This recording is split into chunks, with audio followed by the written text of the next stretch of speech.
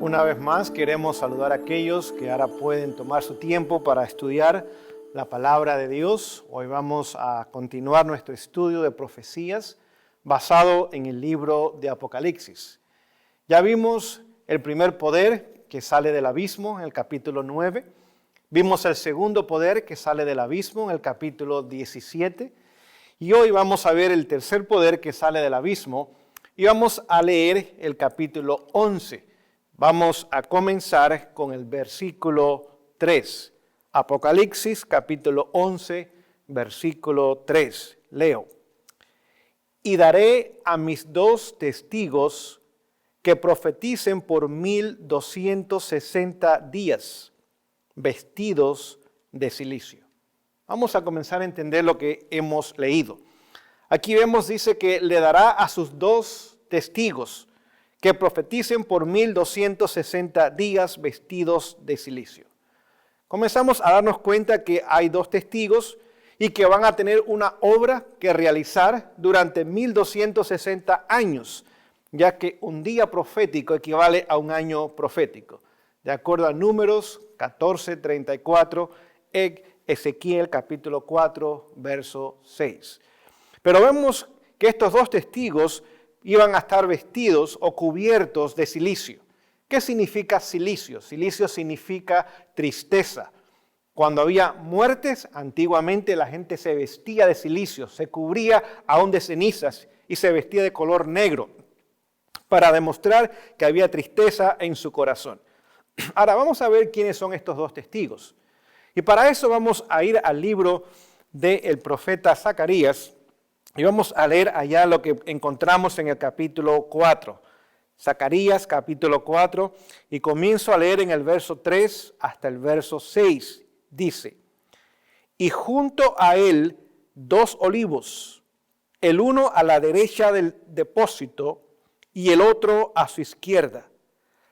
Proseguí y hablé diciendo a aquel ángel que hablaba conmigo, ¿qué es esto, Señor mío? Y el ángel me hablaba conmigo, respondió y me dijo, ¿no sabes qué es esto? Y dije, no, Señor mío. Entonces respondió y me habló diciendo, esta es palabra de Jehová a Zorobabel que dice, no con ejército ni con fuerza, sino con mi espíritu, ha dicho Jehová de los ejércitos. Así que vemos que estos 2 testigos se comparan a 2 olivos y es la palabra de Dios. Es este maravilloso libro que tenemos en nuestras manos. Y son 2, pues tenemos el Antiguo Testamento y tenemos el Nuevo Testamento. Es más, si leemos el versículo 4, compara a los 2 testigos con 2 olivos. Estos testigos son los 2 olivos y los 2 candeleros que están en pie delante del Dios de la tierra. Así que los 2 olivos equivalen a los 2 testigos o los 2 candeleros que alumbran, que brillan, que llevan la luz del evangelio, de la verdad a todo el mundo. Y vemos que estos 2 testigos, el Antiguo y el Nuevo Testamento, tuvieron que durante el tiempo de supremacía papal, 1260 años, el año 538 hasta el año 1798, trabajar vestidos de cilicio. ¿Por qué? La palabra de Dios en primer lugar no estaba a disposición de la gente. Estaba en latín nada más, un idioma muerto. Estaba en los conventos y estaba encadenada al púlpito. Ni aún ellos podían tener un ejemplar de las Sagradas Escrituras. Y estaba en una lengua muerta, la cual la mayoría de la gente no sabía ni conocía. Es más, cuando aún los sacerdotes leían las Escrituras, ellos muchas veces tampoco sabían el latín. Y la misa se hacía en latín, así que un idioma desconocido para el sacerdote, un idioma desconocido para la gente, simplemente escuchaban palabras que no tenían ningún significado y poco a poco la palabra de Dios, que trae la verdad, que exalta a Jesús, que presenta el plan de salvación, que presenta la obra de Dios a favor del ser humano, fue puesta más y más y más a un lado. Tradiciones, costumbres, falsas enseñanzas comenzaron a entrar y comenzaron a adoptarse como parte de la iglesia. Note en Juan capítulo 5, versículo 39, Jesús dice, escudriñad las Escrituras, porque a vosotros os parece que en ellas encontráis la vida eterna y ellas testifican de mí. Así que los testigos, Antiguo y Nuevo Testamento, testifican, hablan, revelan, enseñan a Jesús. Y la gente poco a poco se fue poniendo más y más a un lado la palabra de Dios y ahora las tradiciones y los conceptos y los acuerdos humanos comenzaron a ser exaltados y presentados a la gente como si fuese palabra de Dios cuando realmente no lo era. Vamos a ver el poder que tiene la palabra. Continuemos la lectura en el verso 5. Dice, si alguno quiere hacerle daños, sale fuego de la boca de ellos y devora a sus enemigos. Y si alguno quiere hacerle daño, debe morir él de la misma manera. Estos tienen poder para cerrar el cielo, a fin de que no llueva en los días de su profecía, y tienen poder sobre las aguas para convertirlas en sangre y para herir la tierra con toda plaga cuantas veces quieran. Así que ahora nos describe la palabra de Dios el poder que tiene ella. Y la compara a un fuego. Este fuego, vamos a ver lo que nos quiere decir. Vamos al libro de Jeremías, en el capítulo 5. Y vamos a ver lo que es comparado el fuego. Jeremías capítulo 5 y vamos a leer el verso 13. Jeremías capítulo 5, verso 13 dice lo siguiente. Antes los profetas serán como el viento, como que no hay palabra, así se hará a ellos. Verso 14. Por tanto, así ha dicho Jehová, Dios de los ejércitos. Porque dijeron esta palabra, he aquí yo pongo mis palabras en tu boca por fuego y a este pueblo por leña y los consumirá. Así que vemos que la palabra de Dios se compara al fuego. Y vamos a leer un verso más en Jeremías capítulo 23, el verso 29, el cual nos refiere exactamente el mismo concepto. Dice, ¿no es mi palabra como fuego, dice Jehová, y como martillo que quebranta la piedra? Así que vemos que estos dos testigos tuvieron que trabajar vestidos de cilicio, en señal de tristeza, de dolor, de sufrimiento, de muerte.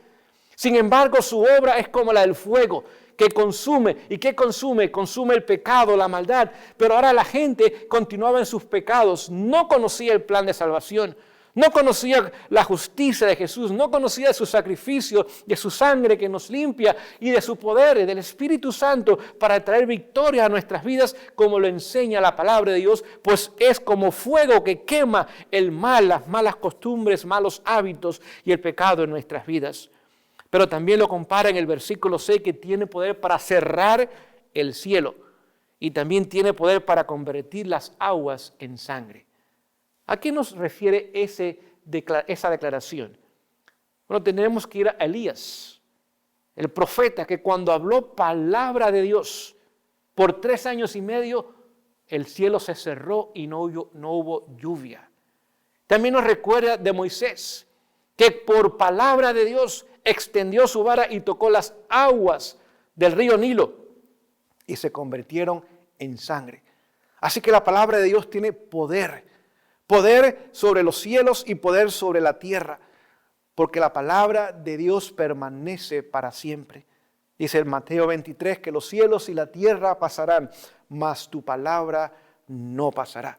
Es decir, que la palabra tiene poder de transformar, de cambiar, de embellecer, de traer respuestas a nuestras preguntas, de contestar nuestras inquietudes, de solucionar nuestros problemas. Pero durante 1260 años esa palabra tuvo que trabajar en forma oculta y en forma de tristeza y de dolor. Pero vamos a leer el verso 7 y ahora nos comienza a describir este poder que surge del abismo también. Dice, cuando hayan acabado su testimonio, cuando esté por terminar este periodo de 1260 años, la bestia, no olviden, profecía, una bestia significa poder civil, una nación, un reino, un pueblo, que sube del abismo. Lo vimos en el capítulo 9, lo vimos en el capítulo 17. Ahora vemos el tercer poder que surge del abismo. Hará guerra contra ellos, es decir, contra los 2 testigos o los 2 olivos o los 2 candeleros. Y termina diciendo, y los vencerá y los matará. Vamos a ver entonces a la historia donde nos va a ayudar a entender esto que acabamos de leer. La herida mortal tomó lugar en el año 1798, pero leímos acá que cuando estaba por terminar ese periodo profético, una nación, un poder civil, se levantaría y haría guerra y vencería y aún causaría la muerte de estos testigos. Es fácil verlo en la historia.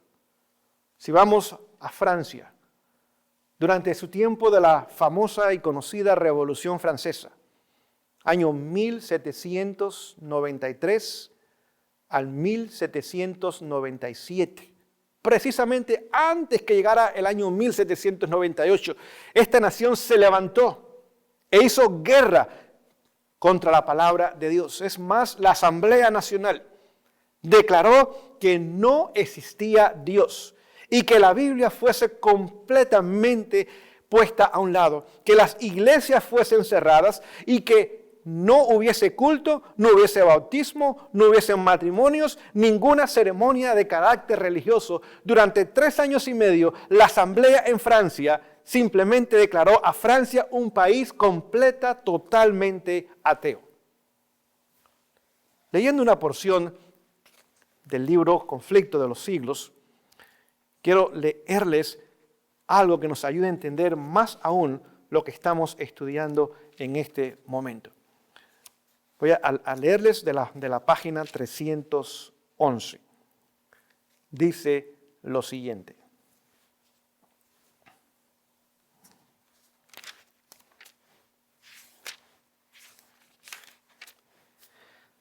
El romanismo había principiado la obra que el ateísmo se encargaba de concluir. A la política de Roma se debía la condición social, política y religiosa que empujaba a Francia hacia la ruina. No faltan los autores que, refiriéndose a los horrores de la revolución, admiten que esos excesos deben hacerse responsable al trono y a la iglesia. Así que comenzamos a darnos cuenta lo que estamos tratando de estudiar y de analizar en esta mañana. Es decir, lo que terminó como la Revolución Francesa simplemente fue lo que originó el romanismo. ¿Qué es lo que la gente vieron en Francia durante 1260 años? Un cristianismo falso. Un cristianismo que decía hablar de Dios, pero lo que traía era miseria, pobreza. Un cristianismo que estaba unido con el gobierno, con el Estado, con el poder civil. Y lo que trajo fue corrupción al poder civil y corrupción a la iglesia. Mientras que el trono vivía en exceso, en abundancia, tenía de todo y más de lo que necesitaba. El pueblo estaba en pobreza, en miseria, en hambre, sin recursos. Mientras que el clérigo también vivía en comodidad y en extravagancia, el pueblo sufría. Así que la unión de iglesia y Estado trajo corrupción a la iglesia, trajo corrupción al Estado y trajo un estado de pobreza, de miseria, de hambre, de carencia dentro de la población que eventualmente lo llevó a la ruina. Hoy día podamos darnos cuenta, sobre todo cuando miramos a los países del tercer mundo, los países latinoamericanos, donde la iglesia romana, por un lado, unida con el poder civil, y ambos se han beneficiado. Una clase minoritaria que controla la nación y las finanzas de la nación, un clérigo que controla el corazón y la mente de la gente, que ha traído gobiernos corruptos, ha traído una iglesia corrupta y ha traído un pueblo a la pobreza y a la miseria, que ha sido explotado y maltratado. Y llega el momento donde estas masas, frente a la opresión y al abuso, ahora recurren a la fuerza, recurren a la revolución, recurren a una guerra civil, pensando que cambiando estructuras sociales podrán traer soluciones permanentes y un bienestar económico y libertades a la nación. Y no sabe que el enemigo que levantó el sistema romano también está levantando estos sistemas donde las masas oprimidas y en ignorancia ahora son manipuladas y usadas y muchas veces terminan ahondando sus propias vidas, pero realmente no hay soluciones a ello. Continuemos leyendo lo que dice la palabra de Dios y podamos entender lo que quiere compartir con nosotros el Señor en esta mañana. Pero antes vamos a leerles otra declaración que nos ayude a entender más lo que significa lo que estamos estudiando. Dice, y cuando hayan acabado o esté por acabarse su periodo de tiempo, el periodo en que los dos testigos iban a testificar vestidos de sacos, terminó en el año 1798. Estoy leyendo en la página 311. Cuando estuviesen por concluir su obra en la oscuridad, les haría la guerra al poder representado por la bestia que surge del abismo. En muchas de las naciones de Europa, los poderes que gobernaban la iglesia y el Estado habían permanecido bajo el dominio de Satanás por medio del papado. Mas he aquí, se deja ver una nueva manifestación del poder satánico. Así que vemos que lo que tomó lugar en Europa, Iglesia de Estados Unidos, un pueblo pobre, un pueblo ignorante, un pueblo sumiso, un pueblo en miseria, un pueblo sin libertades, sin educación, sin nada, un pueblo que simplemente vivía para servir a una clase poderosa, tanto religiosa como política, pero el 90% de la nación no veía los beneficios. Llegó el momento donde recurrió a las armas en su desesperación y ahora trajo la Revolución Francesa. Como tan solo conocían un cristianismo falso, pensaron que la única solución era eliminar ese cristianismo falso, incluyendo a Dios. Y pensaban que la iglesia era la causante de sus problemas, por lo tanto la iglesia tenía que ser también eliminada. Pero vamos a regresar a Apocalipsis 11 y vamos a ver qué más nos dice el texto bíblico. Verso 8 leo, y sus cadáveres estarán en la plaza de la grande ciudad. En su sentido espiritual se llama Sodoma y Egipto, donde también nuestro Señor fue crucificado.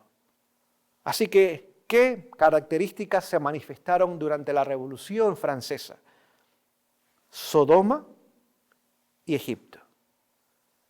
¿Por qué se conoce Sodoma en la historia? Se conoce por la inmoralidad que prevalecía en aquella ciudad. Póngase a pensar, llegó un momento donde dos hombres que eran ángeles realmente llegaron a la ciudad. Y Lot los hospeda en su hogar, pensando que simplemente iban a pasar la noche y iban a continuar su camino al día siguiente. Y ahora toda la ciudad se reúne, todos los hombres de la ciudad, y vamos a leerlo para que podamos entender la historia. Vamos al libro de Génesis, capítulo 19. Y vamos a ver algunos detalles que nos van a ayudar a entender la condición social, la condición moral en la cual se encontró Francia en aquel entonces. Génesis capítulo 19. Y vamos a comenzar a leer lo que encontramos en el versículo 9. Dice lo siguiente, y ellos respondieron, quita allá, y añadieron, ¿vino este extraño para habitar entre nosotros y habrá de herirse en juez? Ahora le haremos más mal que a ellos. Y hacían gran violencia al varón, a Lot, y se acercaron para romper la puerta. Así que acabamos de leer que estos que eran los vecinos de Lot, lo habían conocido por años. Ahora Lot hospeda a estos dos ángeles. Para ellos simplemente eran dos hombres más. Llegan a la casa de Lot, le piden que saquen a estos hombres para abusar de ellos sexualmente. Lot le dice, por favor, no lo hagan, son simplemente alguien que tengo hospedado en mi hogar. Y trata de hablar con ellos y de razonar con ellos y le dice, ¿y quién eres tú? Tú simplemente eres un extraño que un día llegaste a este pueblo y te hemos aceptado. Y ahora te crees hacer juez y nos quieres condenar y criticar a nosotros y señalarnos como perversos. Dice, quítate del camino. Y aún no tan solo había deseos de inmoralidad, sino que había violencia contra él. Y no tan solo había violencia, acabamos de leer acá, sino que querían destruir y romper su casa. Ahora comenzamos a darnos cuenta de lo que estamos leyendo acá. Pero vamos a ir antes y vamos a ver algo más que nos va a ayudar a entender qué estaba realmente tomando lugar. Leo en el verso 3. Mas él porfió con ellos mucho, y fueron con él, y entraron en su casa, y les hizo banquete, y coció panes sin levaduras, y comieron. Así que Lot invita a estos hombres a su casa, les da de comer, es decir, ya era de noche, pero antes que se acostasen, ya era tarde en la noche, rodearon la casa los hombres de la ciudad, los varones de Sodoma, todo el pueblo junto, desde el más joven hasta el más viejo. Vemos que la inmoralidad prevalecía en la ciudad. Desde el más joven hasta el más viejo conocían y practicaban el sodomismo. Y esa palabra viene de Sodoma. Practicaban la homosexualidad, aún con personas extrañas. Dice que todos los varones, es decir, la voz se habrá corrido aquella tarde. Llegaron 2 hombres nuevos a casa de Lot. Y antes que el día terminase, antes que fuesen a dormir, ahora aquellos hombres rodean aquella casa, desde el más joven, póngase a pensar, hasta el más viejo de ellos. Y todos tenían el mismo objetivo: violar y cometer actos de inmoralidad con aquellos 2 ángeles. Pero sigamos la lectura. Verso 5.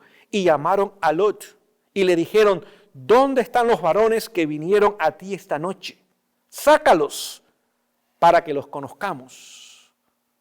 Es decir, toda esta multitud de hombres depravados y perversos querían violar y violentar los cuerpos de estos hombres que habían llegado. Ni aún eran conocidos para ellos, ni sabían cuál era su nombre, ni de dónde venía, ni a dónde iban. Simplemente la perversidad era tan grande en su corazón que cualquiera persona que llegase a aquel lugar lamentablemente iba a sufrir en las manos de aquella turba perversa que en aquella noche quería hacerle daño a los ángeles.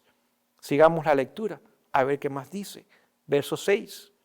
Entonces Lot salió a ellos a la puerta y cerró la puerta tras sí. Y dijo, os ruego, hermanos míos, que no hagáis tal maldad. Note, con amor los trata. Los tratan no tan solo como amigos o vecinos, como hermanos. Ya sabía que la maldad de esta gente iba a ser terrible. Todos estos hombres tenían los peores deseos, posiblemente aún causar la muerte de aquellos hombres o ángeles después de su abuso.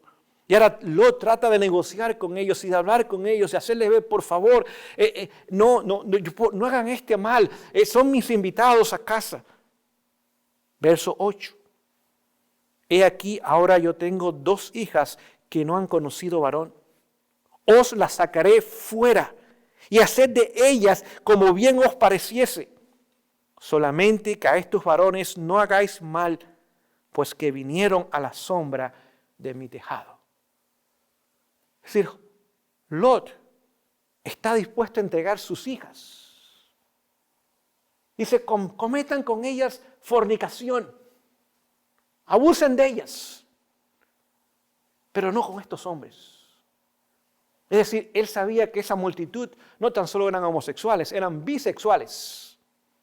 Hombres y mujeres. Pero aquella noche ellos no tenían interés en mujeres, tan solo tenían interés en los hombres.